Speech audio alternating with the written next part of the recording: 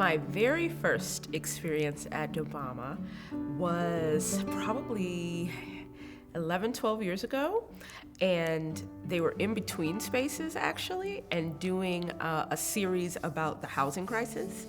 And Eric Coble, Eric Schmiedel, and I co-wrote a piece, which was staged in the Old Brooks at Cleveland Playhouse. And that was the very first time I had ever been on Dobama's stage, but also I got to co-write with two of my really good playwright friends, so that was cool. That was the very first Dobama experience. My favorite Dobama memory is very recent, actually. It was the Story Slam. Nathan Mata he's like, I just want to try this and do something similar to what the Moth podcast does. And he asked me to come and tell a story. And a lot of people know now, but that was my entrance into the theater, was storytelling. So it was cool to kind of get up and I have this story about how and why I became an actor. So it was very cool.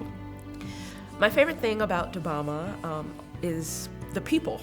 I think Dobama is really unique in that you get a cross-section of artists who do all different kinds of work. There are the artists that might do most of their work at one theater or another because that's the specific type of work that they're drawn to.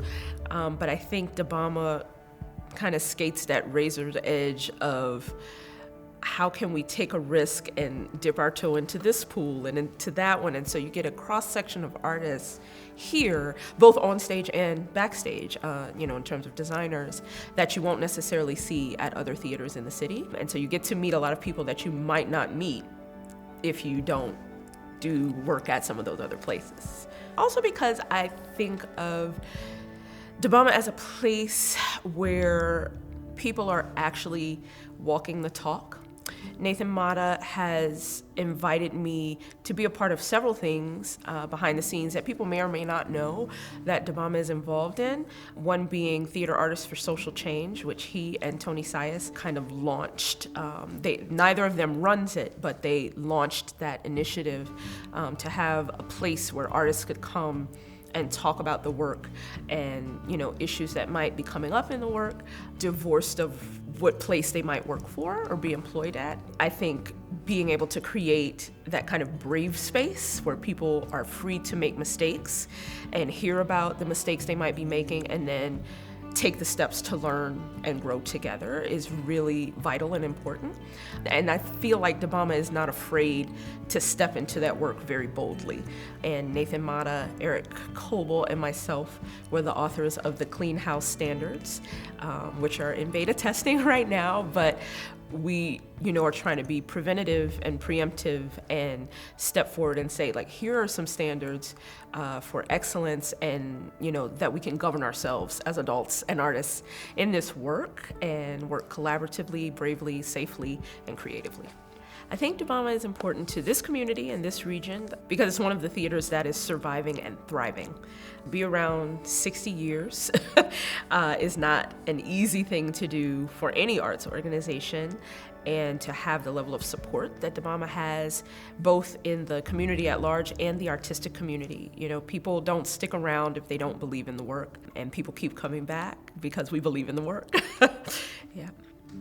Something I wish people knew about Dobama that maybe they don't is that the shows are almost never what you expect them to be. Like, you can read the description, but I think the level of both the acting craft and the production value is often surprising because it's such an intimate space, but they have the same level of production value and excellence and creativity that you might see at some of the bigger equity houses. It's Broadway level stuff. It's good and it's very purposeful and thoughtful and a lot of fun too. Come see the stuff, man. So, funny story about Revolt. We got the audition sides and I read the script initially. And and I told Nathan this and he laughed and laughed. My first reaction was, I hate this play and I know they're gonna put me in this play and I hate this play because I didn't know what it was doing. And then I did get cast, but when I got in the room, and was in the room with all of those women. And I said, you know what, this is an opportunity for me to learn and grow, because I have never worked on a script that I didn't like. And I've been very fortunate, I think, in that. But we got into the first table read, and I said, oh, okay, wait, there is so much here that I didn't hear myself. You know, I needed the other voices in the room in order to hear what else was there.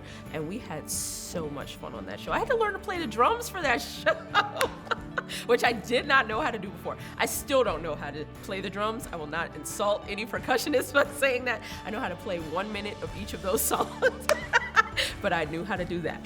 And that's something I wouldn't have gotten to do unless I'd been here at Dobama. Happy 60th anniversary, Dobama. Here's to 60 more years.